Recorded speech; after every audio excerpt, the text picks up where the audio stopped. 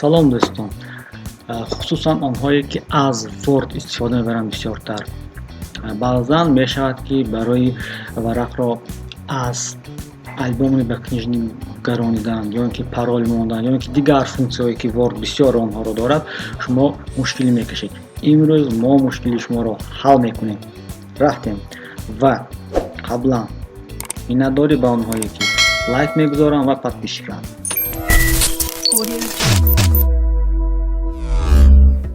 хуб, инак асрори Word.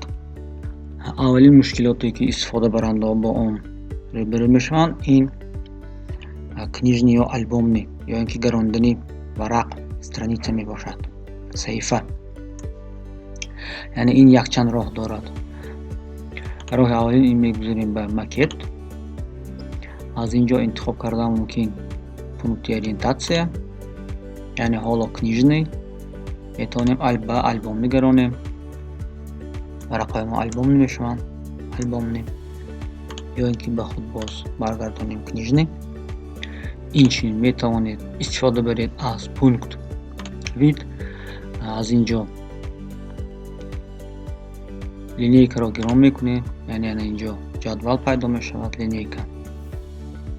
Метавонед ба як тарафи он клики дубора намуда, яъне двойной клик намуда ба параметри страница ворид шавед. Аз инҷо низ интихоб карда метавонед пункти альбомная окей мегӯед ва варақи шумо альбомнӣ мегардад. оё медонед ки Word шаблонҳои тайёр дорад, яъне шаблон ин чист? Барои ин мо бояд интихоб кунем файл, создать ва ана инҷо аввалин мебарояд пункти создать ва шаблонҳои тайёр. Аз ин шаблонҳо шумо истифода бурда метавонед ба худ резюме созед, титулный лист ва ба худ лозима ҳуҷҷатҳоро дархост намуда инҷо метавонед ҷой диҳед. ва як асроре ки на ҳама шояд аз он медонанд, ин масштаб, яъне масштаб, дуру наздик кардани варақ ҳангоми кор. Барои ин шумо метавонед истифода баред аз ана ин пункт, яъне кнопки чапи мушро пахш карда ба тарафи чапу рост мебарем. Якумро, дуюмро метавонед аз пункти вид одна страница, несколько страниц ё по ширине интихоб кунед ки барои чидани ҳарф набори текст хеле муфид мебошад. ё ин ки метавонед аз истифодаи кнопкаи контрол, яъне контрол пахш мекунед ва ролики мушро ба пешу қафо тоб медиҳед.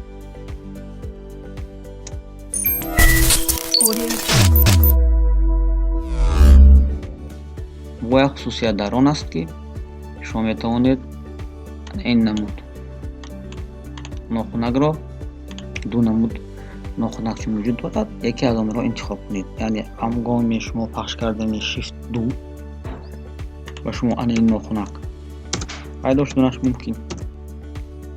Лекин шумо метавонед аз комбинатсияи alt 0171 нохунаки ин намудро кушода бошад ва барои маҳкам кардани ин намуд кавичка аз 01 истифода баред.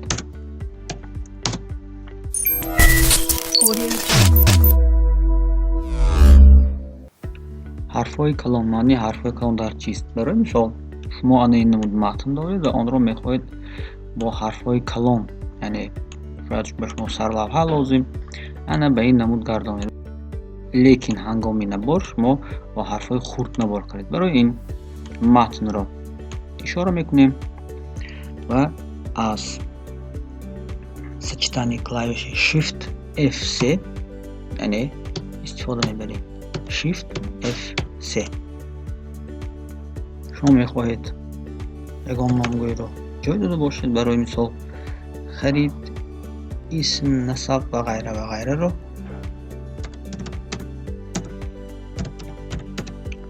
яъне чун дуро, яъне ду номгӯйро ё ин ки лозима номгӯйро ҷой додед, лекин баъди пахши enter ба шумо рақами навбатӣ баромад. Дар ин ҳолат шумо метавонед боз enter ё ин ки пахш кунед ё ин ки از بکسپیس انتخاب کنید. برای مثال شما ورد خالی را گشادید و میخواهید فهمید یا اینکه گشایید آن دکومنت هایی را که نو استفاده برده بودید. برای این استفاده باید از منوی فایل، اد کرید و اینجا آخرین دکومنت های استفاده شما جدا میشن. شما از اینجا میتونید آن را گشاده باشد با یک بخش و اینچنین جایگیرشوی آن یعنی آدرس آن را دیده باشید. برای مثال پخش کردید، حجت گشاده شد. اینک شما دکومنت را ساختید و میخواهید به آن پرول گذاشته باشید. برای آسانی پرول گذاشتن این انتخاب از فایل، سخرانید как. یعنی که اگر بار اول سخران کرده باشید میتونید سخرانید را انتخاب کنید. جای را انتخاب کنید شما کجا میخواهید آن را سخرانید کنید. برای مثال ما حاضر استفاده می‌کنیم از رباچستان و پیش از سخرانید کردن شما باید به سرویس و общий параметры در آمده. اینجا هست пароль для открытия файла و пароль разрешения записи.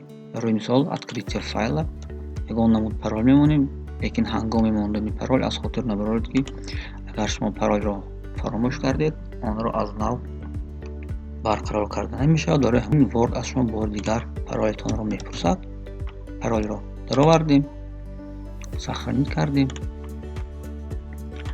و همین بعد ما اگر از این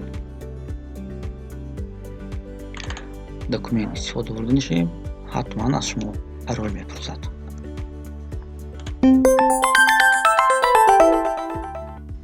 فرض کردیم شما میخواهید به متنتان رسم جای داده باشید. برای این انتخاب کردیم ставка، рисунок، رسمی دلخواه را انتخاب میکنیم، ставить و بعد آن که شما رسم را موندید میتونید آن را البته خرد و کلان کرده باشید. و اینجا یک مشکلی به میان می آید. مشکلی در چیست؟ یعنی وقتی شما میخواهید عکس را یا صورت را در دلخواه جای ماندنی شوید و جای لازمی شما صورت نمی رود عکس. برای این استفاده کنید از پونکت فرمت.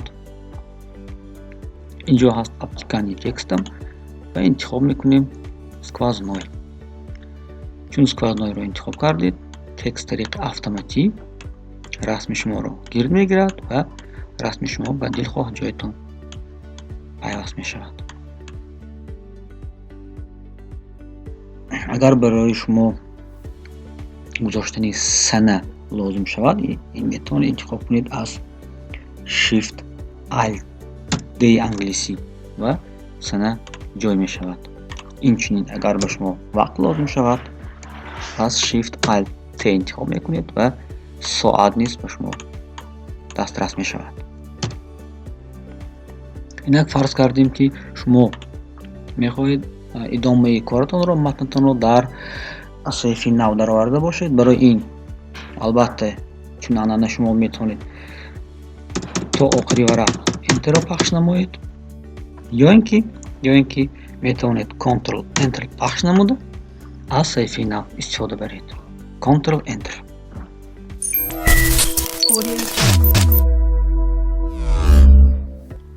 چون ما متن را حروف چینی کردیم بعدا لازم می شود که بین قطار را ما مسافه گذاشته باشیم. برای این میتونید انتخاب کنید از پونکتی меню главное абзац و اینجا هست междустрочный интервал که بین قطارها را مسافه را زیاد یا کم میکند.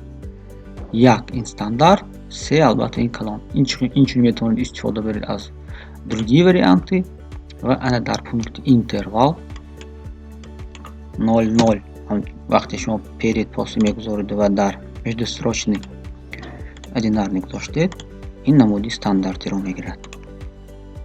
اینچنین اگر شما به متن ابزاس گذاشته نباشید میتونید متن رو انتخاب کرده یعنی ویدیت کرده از انا سکونجی این جدول برای مثال تایید کنیم و تمام متن شما با ابزاس می شود. یعنی خطی سرخ. баъзан мешавад ки шумо ба варақҳои худ ё ин ки саҳифаҳои худ рақам номер, яъне номери саҳифа монданӣ бошед.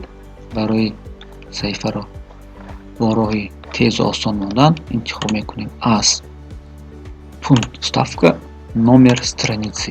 инҷо якчанд намуди рақамгузорӣ ҳаст. барои мисол дар болои саҳифа, дар поёни саҳифа ки бисёре аз ин интихоб мекунанд. мо низ аз ин интихоб мекунем, яъне внизу страницы простой номер.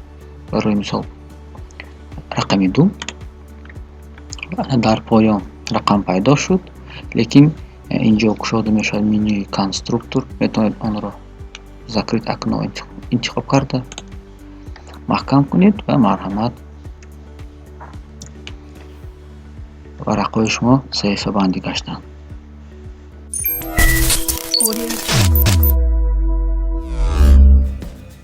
ин буданд он финки ё фишкаҳое ки мо баҳри шумо аз Word гуфтанӣ будем. агар шумо аз онҳо истифода мебаред, ба мо нависед. ҳатман дар видеоҳои оянда мо абзор мекунем. барори кор.